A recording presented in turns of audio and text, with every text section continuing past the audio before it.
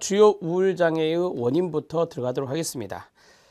주요 우울장애의 원인을 쭉 보면 여러 가지의 이론적인 입장이 나와 있네요. 정신분석적 입장이라든지 행동주의 입장이라든지 인지이론의 입장, 이런 것들이 쭉 나와 있습니다. 참고적으로 보시면 되겠습니다. 상실과 실패를 의미하는 부적응적 생활 사건에 의해서 촉발이 되겠죠. 주요 우울장애가. 정신분석적 입장에서는 우울증을 무의식에 동그라미 치고요. 무의식적으로 분노가 자기에게로 향해진 현상이라고 설명하는 겁니다. 자기 자신에게 분노를 무의식적으로 했을 때 그 사람은 이제 우울을 경험할 수 있다라고 하는 거고요. 세 번째는 행동주의 입장입니다. 사회 환경으로부터 긍정적인 강화의 약화라든지 사회적 기술의 부족이 우울증을 유발할 수 있다고 보는 겁니다. 긍정적 강화의 약화, 거기에 밑줄 치십시오. 네 번째로는 우울증이 환경을 통제할 수 없다는 무기력감에서 비롯된다는 가로 학습된 무기력 이론, 가로 닫고요. 많이 들어보셨죠?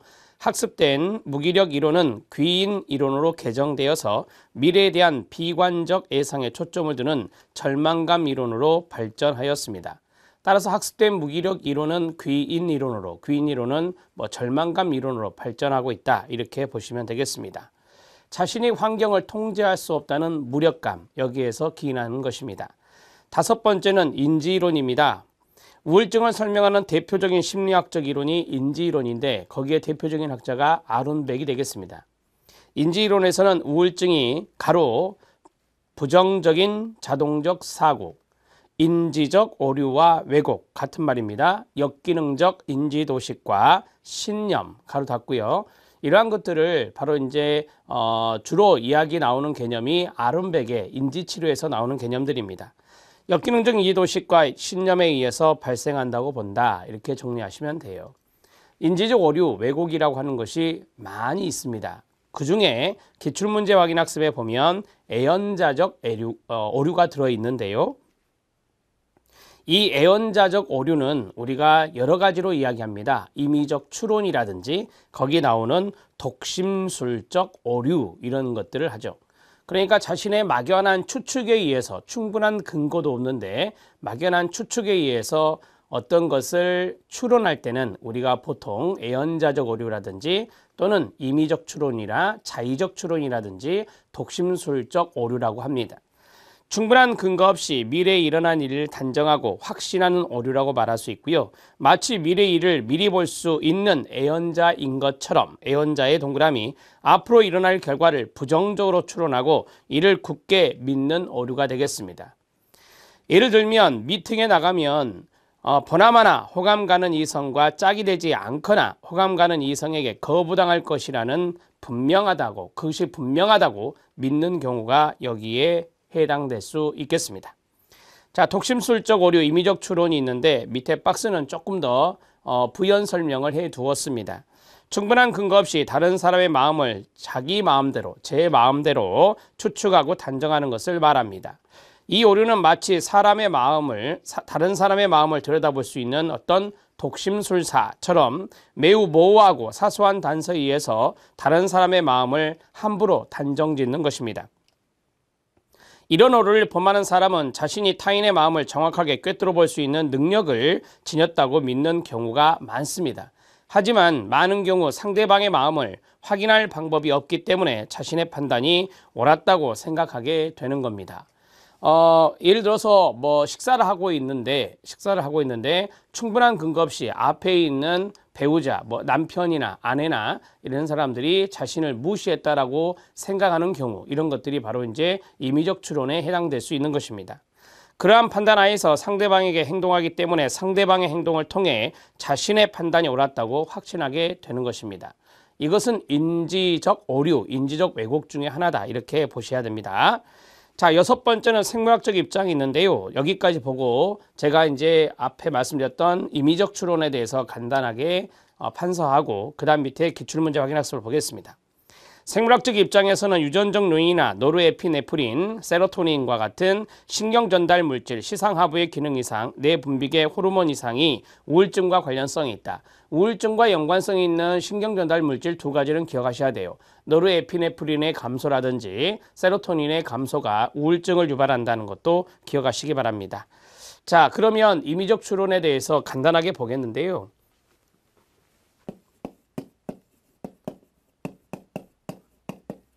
자, 우울증의 원인 중에서 우리가 이제 인지적 입장에 있었습니다. 인지적 입장에서 환자 또는 내담자의 인지적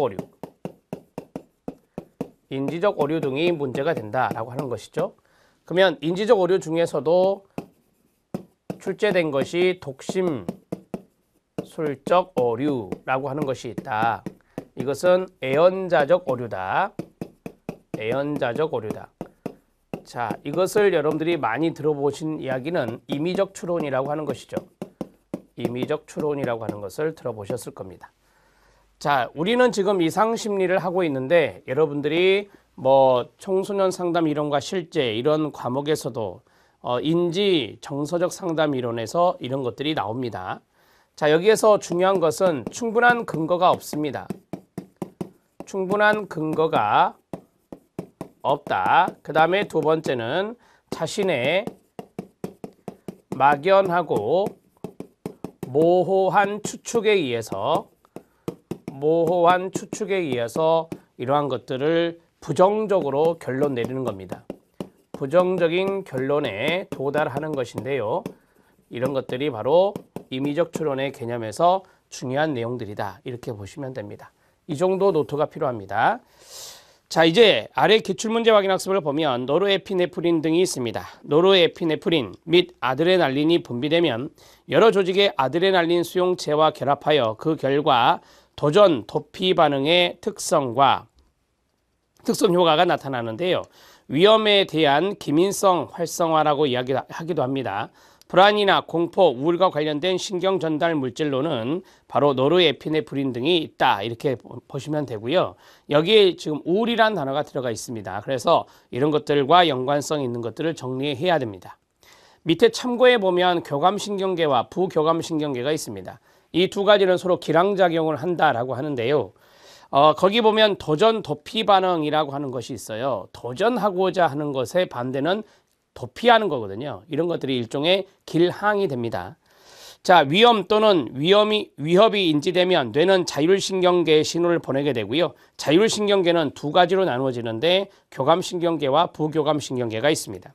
교감신경계는 투쟁 도피 반응을 준비함으로써 투쟁 도피 반응에 가로 묶어주시기 바랍니다. 위협 또는 위험으로부터 신체를 보호하고 끊어주세요. 부교감신경계는 자율신경계의 균형을 회복하고 정상 상태로 되돌리는 작업을 하는 것입니다. 자, 이들 두 신경계는 항상 함께 작용하는 것이 아니라 자동차의 엑셀레이터와 브레이크 이러한 관계와 유사하다라고 하면 돼요. 엑셀레이터는 아시는 대로 자동차가 나가게 하는 것이고 브레이크는 멈추게 하는 겁니다. 따라서 이런 것들을 길항작용 이렇게도 이야기하는데 교감신경계와 부교감신경계는 이렇게 항상 함께 작용할 수가 없죠. 엑셀레이터 가는데 그 다음 엑셀레이터에서 그 다음 단계로 이제 브레이크를 밟을 수 있는 거지 두 가지를 동시에 하기는 어렵습니다. 그래서 항상 함께 작용하는 것이 아니다 이렇게 보시면 되겠고요. 자, 치료는 좀 이따 하고 노르에피네프린에 대해서 좀 잠깐 보시죠. 우리는 지금 우울증을 하고 있습니다. 우울증의 경우는 신경전달 물질이 노르에피네프린 자, 감소 그 다음에 세로토닌의 감소입니다. 자, 이런 것들과 연관성이 있는 것이 우울증이다 이렇게 보시면 되고요. 특히 여기 있는 노르에피네프린 같은 경우는 말씀드린 대로 불안이라든지 공포 그 다음에 우울과 관련된 것이다. 우울과 관련이 있다 이렇게 정리를 하십시오. 자, 그 다음에 거기 위에서 보면 첫째 줄에 노르에피네프린이나 아드레날린 이런 것들이 분비되면은 도전 도피 반응의 특성 효과가 발생한다라고 했었는데요. 자, 도전 도피 반응과 연관성이 있는 것이 바로 아래에서 말씀드렸던 투쟁 도피 반응과 연관성이 있는 것이에요. 그렇게 정리하시면 되는 거고요.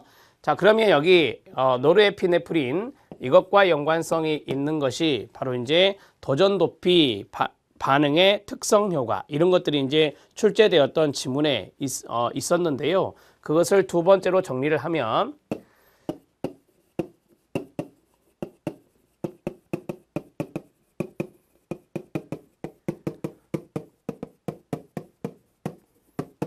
노르에피네프린과 아드레날린이 분비가 되면 여기에서 도전 도피 반응이 나타난다.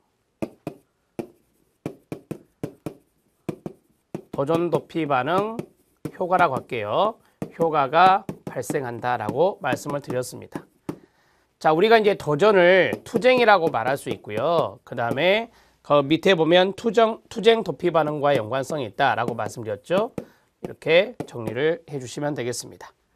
자, 그 다음에 이제 세 번째로 정리할 것은 교감신경계와 부교감신경계가 있었는데요. 자율신경계에는 두 가지가 있다. 하나는 교감신경계가 있고 두 번째는 부교감신경계가 있다. 자, 교감신경계, 부교감신경계는 항상 함께 작용하지 않는다고 앞에서 말씀드렸는데 그건 노트하지 않겠습니다. 자, 그러면 우리가 교감신경계는 투쟁 도피 반응을 준비하면서 신체, 위험으로부터 신체를 보호한다라고 했습니다. 자, 위협으로부터 신체를 보호하는 것이 여기에 들어가고 그 다음에 부교감신경계는 거기 나온 대로 자율신경계의 균형을 회복하는 것이다 라고 하는 겁니다. 자율신경계의 균형 회복.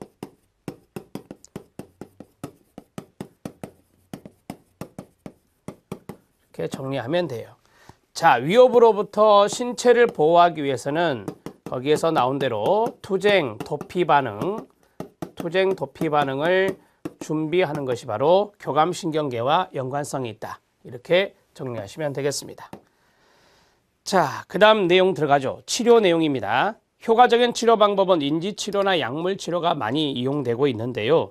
우울한 내담자의 사고 내용을 정밀하게 탐색하여 인지적 왜곡을 찾아내야 됩니다. 아론백의 인지치료가 효과성이 검증된 치료법 중에 하나죠. 보다 더 현실적이고 긍정적인 사고와 신념을 지니도록 유도하는 것으로 단기간에 치료할 뿐만 아니라 치료 효과가 우수하며 재발률이 낮은 것이 바로 인지치료입니다. 약물치료는 여러 가지 부작용, 약물 중단 시의 높은 재발률, 약물에 대한 환자의 부담감 등 문제점을 지니고 있지만 우울증을 치료하는 주요한 방법으로서 치료 효과가 높고요. 부작용이 적은 새로운 약물들이 계속해서 개발되고 있습니다. 자, 밑에 기출문제 확인학습 또 들어가는데요. 거기에 별표 하나 쳐주시기 바랍니다.